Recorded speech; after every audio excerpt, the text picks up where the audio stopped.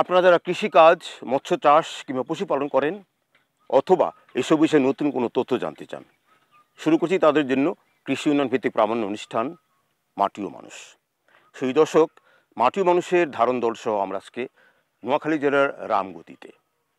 আমাদের আজকে অনুষ্ঠানে যে বিষয়টা উপস্থাপন করব তা হচ্ছে সয়াবিনের উন্নত জাত নিয়ে। এ নিয়ে আমরা একটা গত পর্ব উপস্থাপন করেছিলাম, সেখানে দেখিয়েছিলাম যে সলিডারিটি নেটওয়ার্ক এশিয়ার উদ্যোগে এই অঞ্চলে নতুন জাত সম্প্রসারিত হচ্ছে সয়াবিনের, যেখানে উৎপাদন হচ্ছে প্রায় প্রতি কানিতে 60 মনের মতো, কিন্তু স্থানীয় জাত যেগুলো সোহাগ জাত সেগুলো প্রতি কানিতে উৎপাদিত প্রায় 40 মন। সেই দর্শক, এই নিয়ে আমরা আজকে সাজিয়েছি আমাদের দ্বিতীয় পর্ব।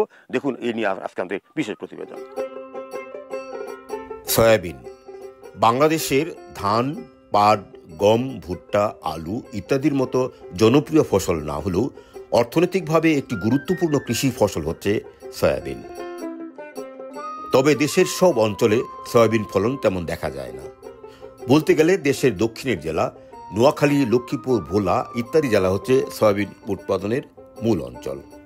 এইসব জেলার বছরে প্রায় 15 লক্ষ মেট্রিক টন সয়াবিন উৎপাদিত হয়, যা আমাদের দেশের চাহিদার তুলনায় মাত্র 8%।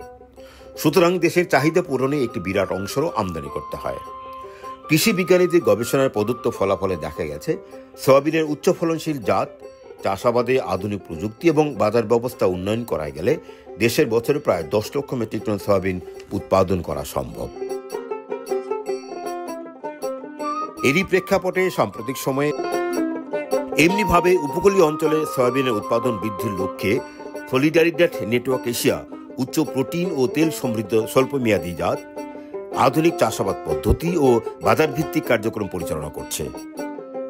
সলিডারিটি নেটওয়ার্ক এশিয়া এবং হংকং সাংহাই ব্যাংকিং কর্পোরেশন আমরা জয়েন্টলি একটা প্রজেক্ট ইমপ্লিমেন্ট করতেছি, যার ভিশনটা হচ্ছে আমরা কিভাবে বাংলাদেশে, যে আপনি জানেন সয়াবিন প্রায় 96% ইম্পোর্ট করা হয়, তো আমরা চাচ্ছি যে আসলে ইম্পোর্ট ডিফিসিয়েন্সি কমিয়ে আমরা কিভাবে সেলফ সাফিসিয়েন্সি হওয়া যায় এটার জন্য কাজ করতেছে। আমরা বেসিক্যালি যখন শুরু করেছি তখন আমরা মাত্র 15,000 পার মাস দিয়ে শুরু করেছি। বর্তমানে আমাদের পার মাস প্রায় 1 লক্ষ, এবং 1 লক্ষ হেক্টর জমিতে আমরা উচ্চ ফলনশীল, ক্লাইমেট জলবায়ু সহনশীল এবং আপনার হাই ইল্ডিং ভ্যারাইটি আমরা প্রমোট করেছি।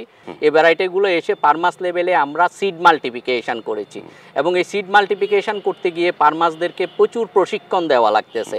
একটা অভিযোগ আমরা শুনতে পাচ্ছি মাঠ পর্যায়ে থেকে যে কৃষকরা সময়মতো বীজ পাচ্ছেন না। হ্যাঁ, এই জন্যই বলতেছি ফার্মাসদের ক্যাপাসিটি ডেভেলপমেন্ট করে কিভাবে রাইট সিড উৎপাদন করা যায় এবং সেই সিডগুলো কিভাবে উদ্যোক্তার মাধ্যমে সংরক্ষণ করা যায় এবং প্রাইভেট সেক্টরকে এখানে এঙ্গেজ করে কিভাবে এই সিডগুলোকে মাল্টিপ্লিকেশন করা যায়। তো আমরা অলমোস্ট আপনার 40-50% সিড মাল্টিপ্লিকেশন আমাদের কমপ্লিট হয়ে গিয়েছে।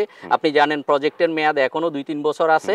আমরা এই সময়ের মধ্যে আশা করতেছি এই অঞ্চলে আমরা প্রায় 80-90% সিড মাল্টিপ্লিকেশন করতে পারবো, এবং বর্তমানে আপনার সয়াবিনের প্রোডাকশন 1,67,000 মেট্রিক টন। এটা আমরা টার্গেট করেছি 2029 সালের মধ্যে এটা আমরা 5 লক্ষ মেট্রিক টনে নিয়ে যাব।